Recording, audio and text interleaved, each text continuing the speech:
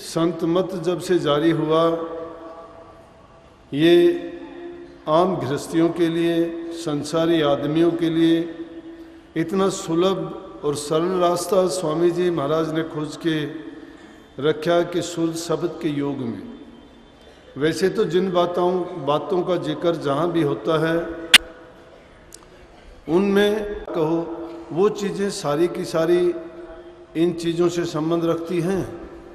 हमें भी उन पर चलना पड़ता है, इंद्रियों को भी रोकना पड़ता है, मन को भी काबू में करना पड़ता है, हमारी आदतों को भी छोड़ना पड़ता है, और उसके साथ साथ जो शुद्ध शब्द का योग है वो भी करते जाते हैं।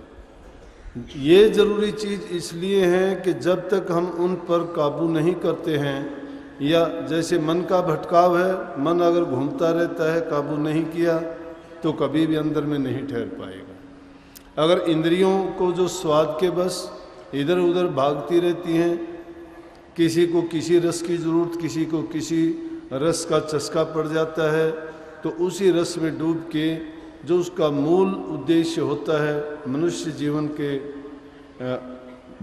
जो काम हमें करना चाहिए था, उससे भटक जाते हैं। क्योंकि संसार का जो रस है और नाम का रस है, उन दोनों में बहुत ही विषमता है, एक दूसरे के विरोधी हैं। अगर हम संसार के रसों में तो फंसते हैं तो हमें जो नाम का रस है वो नहीं मिल सकता। लेकिन संसार के रसों में अगर फंस भी गए, नाम का रस हमने नहीं लिया, तो हम कहाँ गए कि जन्म मरण के बंधन की फांसी हमारे गले में यूं की यूं लगी रही। तो मनुष्य जीवन का जो फ़ायदा उठाना चाहिए था, जिस उद्देश्य के लिए हमें ये चोला मिला था, उससे वंचित रह गए। लेकिन अगर संसार के रसों को छोड़ देंगे और नाम के रस को हम प्राप्त कर लेंगे तो उन रसों की ज़रूरत नहीं रहेगी। हालांकि उन रसों का तो हमने आनंद लेके देख लिया है, और उनका परिणाम भी क्या है कि जिस रस का, जिस भोग का, जिस इंद्रिय सुख का आप सुख मान के कुछ समय के लिए अगर उनका उपयोग करते हो और उस रस को प्राप्त भी कर लेते हो, तो परिणाम उसका बुरे में ही तब्दील हो जाता है। उसका परिणाम आखिर में जहर का काम करता है, जो इस हमारे जीवन को बर्बाद करता है। इसीलिए जो ये महापुरुषों के जीवन है, उन्होंने साबित करके दिखाया। आज जैसे नानक साहब का अवतरण दिवस है, नानक साहब के पिताजी चाहते थे कि वो संसार के रसों का आनंद लें, उनको संसार में फंसाना चाहते थे, घर गृहस्थी में रखना चाहते थे, उनको संसारी कामों के लिए कभी पैसे दे के कहा कि दुकान का काम करो, कभी कहा कि व्यापार का काम करो, कभी खेती के काम में लगाया कि इस काम में लग जाओ। कितना लग जाओ, इतना लगो कि उस तरफ तुम्हारा ध्यान ही ना जाए। लेकिन कुछ अधिकारी जीव मालिक के दरबार से ही वो एक विशेषता लेके यहाँ प्रकट हुए होते हैं। हमारे अंदर भी कुछ लोग ऐसे होंगे, जरूरी नहीं कि उनको नाम की दीक्षा मिलने के बाद वो नाम की करनी करके ही ऊंचे उठते हों, नहीं। पीछे के संस्कार लेके भी जीव ऐसे पैदा होता है कि उनमें ऐसी ऐसी शक्तियाँ जन्मजात ही होती हैं। वो तो बराए नाम के लिए गुरु भी धारण करते हैं, किसी धर्म संप्रदाय से भी जुड़ते हैं, और दिखावे मात्र के लिए ये लगता भी है कि इन्होंने ये चीज़ प्राप्त करके किया है। नहीं तो अपना ही लीजिए, स्वामी जी महाराज को अगर देखा जाए तो गुरु कहाँ था।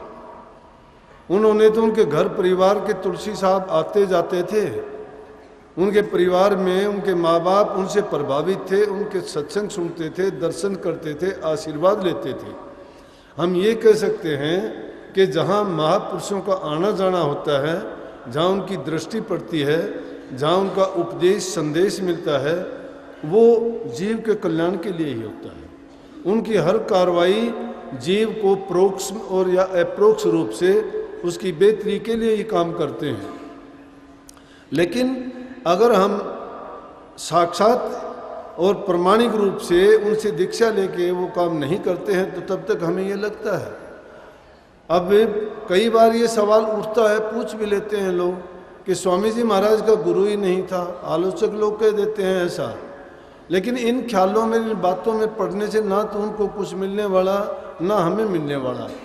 ये बात देखिए कि जिन्होंने अपने जीवन में सब चीज़ों का त्याग करके और उस नाम की खोज करके हमें वो संदेश दे दिया कि जो ना किताबों में मिलता है, ना कई उपदेशों में मिलता है, और उसको ही करनी का नाम दिया गया। अब और भी बहुत से ऐसे हुए हैं, जैसे गरीबदास जी हुए हैं, वो भी जन्मजात ऐसी शक्तियाँ लेके पैदा हुए थे। वैसे तो जंगल में गायों को चराते थे, पढ़े लिखे भी नहीं थे, परिवार में कोई ऐसी धार्मिक कार्रवाई भी नहीं होती थी, लेकिन फिर भी कहते हैं कि कबीर साहब ने उनको आके वहीं दर्शन दिए। इसी प्रकार से और अनेकों ऐसे कितने के नाम गिनाए जाएं, लेकिन कहने की बात इतनी है कि कुछ इंसान या कुछ जीव अपने पूर्व जन्म के अच्छे संस्कारों के कारण ऐसी शक्तियों को लेके वो प्रकट हुआ करते हैं। लेकिन यहाँ आने के बाद भी इसीलिए उनको सवते संत भी कहते हैं कि वो तो कुल मालिक के भेजे हुए संत ही जीवों के कल्याणार्थ आते हैं। एक यहाँ आने के बाद में गुरु की शरण में रह के, गुरु की रहनुमाई में, गुरु की सेवा, गुरु की श्रद्धा, गुरु की पूजा, गुरु की भक्ति करके उनसे वो शक्ति प्राप्त करते हैं। क्यों? वो शक्ति सबके लिए खुली है, उसमें ना जाति पाति का कोई भेदभाव है, ना किसी धर्म का भेदभाव है, ना लिंग भेद है, ना कोई प्रदेश ऊंच नीच गरीब अमीर किसी का नहीं। इसीलिए कबीर साहब ने उसको कहा कि भक्ति गेंद चौगान की भाऊ को ले जाए, कि वो दो भक्ति क्या है, वो एक मैदान की गेंद है, उसको कौन ले जाए। भाऊ को ले जाने का मतलब जाति पाति ऊंच नीच धनी और गरीब का सवाल नहीं, उनको वो ले जा सकता है जो करनी करता हो। इसी तरह सार वचन में आया भी है। मेरा मतलब ये नहीं था कि ये कुछ भी नहीं करना, इंद्रियों का दमन भी करना पड़ेगा, मन को भी साधना पड़ेगा, त्याग भी करना पड़ेगा, लेकिन वो दिखावे के लिए नहीं। संत मत को क्यों कहा कि करनी का भेद है? ये करनी का भेद है, नहीं बुद्धि विचार। बुद्धि विचार का मतलब है तर्क वितर्क से बड़े छोटे की भावना को जीत पराजय का मतलब नहीं है इसमें तो जीत और पराजय का फैसला अंत में जाके होता है। जो अपना कर्म करके इस जीवन के अंत में जब इसको परिणाम मिलता है, जब पता लगता है। हम तो क्या करते हैं कि देखा देखी की सुनी सुनाई बात को लेके जिस प्रकार से कुत्ता गली गली में भौंकता है ना, हमने कोई किताब से बात लेके और किसी से सुनी सुनाई बात को और बिना ये सोचे समझे उसको कहे चले जाते हैं। अगर उन बातों को लेके हम करनी करते तो हमारा जीवन सफल हो जाता। किसी को दिखाने की प्रमाण की जरूरत थोड़ी है। अपने मन को खुद साध के जब देखोगे, तुम्हारे अंतर से ही तुम्हें वो प्रमाण मिल जाएगा कि तुमने क्या हासिल किया है। और इंसानी जीवन या इंसानी चोला धारण करने का मतलब ये नहीं था कि खान पान में मस्त होके इन इंद्रियों के सुख में पड़ के और इंद्रिय जीवन बना लेना नहीं। परमार्थी जीवन जब तक नहीं बनाता है ये जीव, तो इस जीव का आकाश हो जाता है।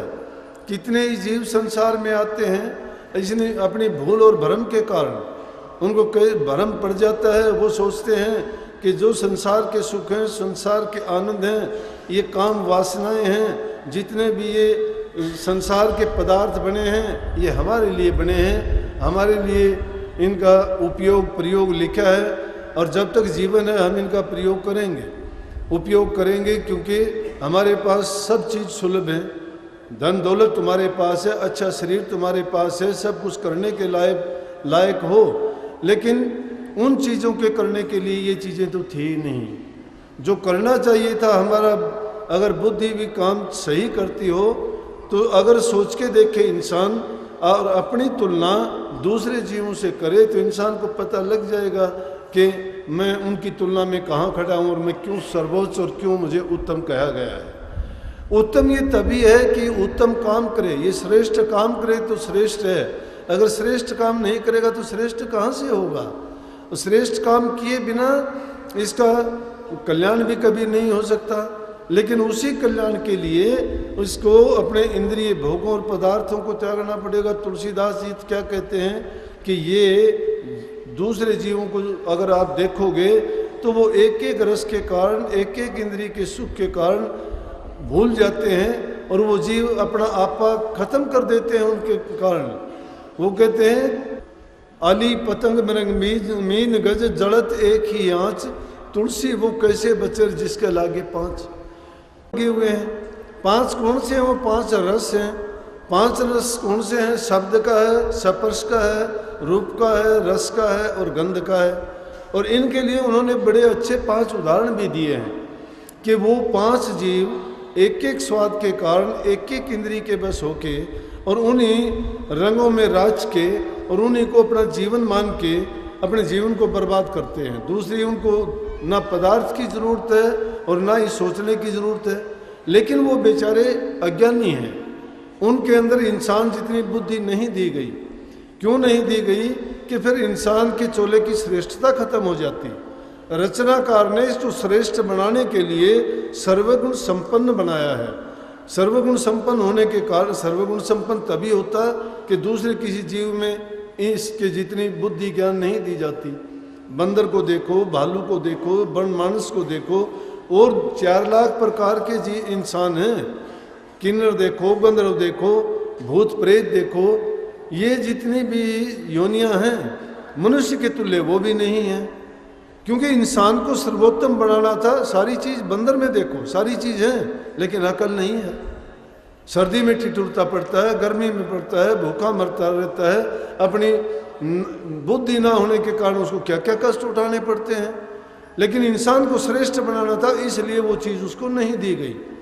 और भी दूसरे जंगली जानवरों को देखोगे, इंसान जैसा उनका शरीर है, इंसान जैसा कापियों को रूप दिया गया है, उनके शरीर में बल भी इंसान से ज़्यादा दे दिया गया, लेकिन बुद्धि नहीं दी गई। इसलिए इंसान में तो बुद्धि है, इसमें भले और बुरे का फर्क करने की समझ है, फिर भी ये अपना ही भला नहीं सोच सकता, अपना अहित करता है। ये आत्मघाती बना हुआ है। आत्मघात कौन करता है? जो अपने ही कल्याण की बात नहीं सोचता है। इससे बढ़ के कोई अवसर नहीं मिलना और उससे भी बढ़ के गुरु नहीं मिलना और सत्संग नहीं मिलना। किसी भी जीव को देखोगे कि उनके लिए गुरु और सत्संग दुर्लभ है। संत समागम, हरि कथा, तुलसी दुर्लभ दो। सुतधारा और लक्ष्मी पापी घर भी हो, स्त्री घर में हो जाएगी, धन दौलत भी किसी के घर में हो जाएगा, पुत्र और नाती सब घरों में हो जाएंगे, लेकिन सत्संग और सतगुरु मिलना बड़ा कठिन है। लेकिन जिनको मिल भी जाता है तो उसका महत्व भी नहीं समझते हैं। और आज के ज़माने में तो मिलना भी बड़ा कठिन है। क्यों कठिन है? कि गुरुओं ने गुरुता की परिभाषा बदल दी है। धर्म को धर्म के नाम पर अधर्म हो रहा है।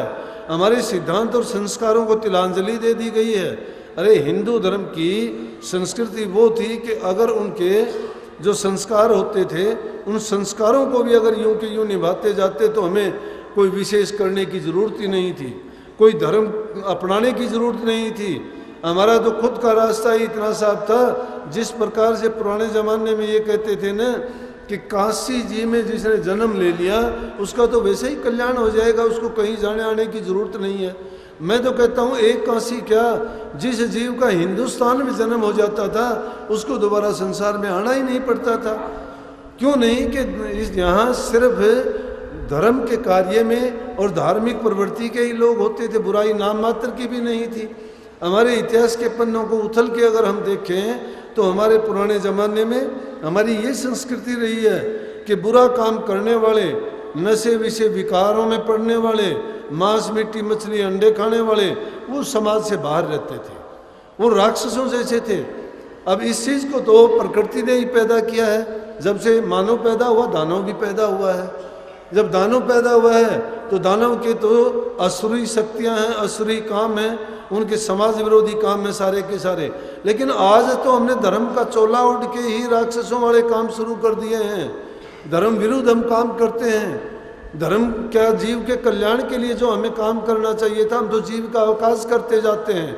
ये धार्मिक संस्थाएं नहीं, ये तो व्यापार के केंद्र बन गए हैं। व्यापार का केंद्र जो बन जाएगा, जिसकी दृष्टि धन इकट्ठा करने में रहेगी तो जीव का कल्याण कहाँ से होगा? जीव के कल्याण की तो जब सोची जा सकती है कि आदमी उस चीज़ में अपने मन को लगाए। जहाँ अब कही है कि गुरु अगर लोभी है, शिष्य लालची है, तो दोनों का डूबने का ही काम है। लेकिन अगर गुरु लालची मिल जाए, चेला अलसेटा हो, अलसेटा जो नई नई कुबद या बुरे कामों में फंसा रहे, ऐसे शिष्य की भी जरूरत नहीं होती।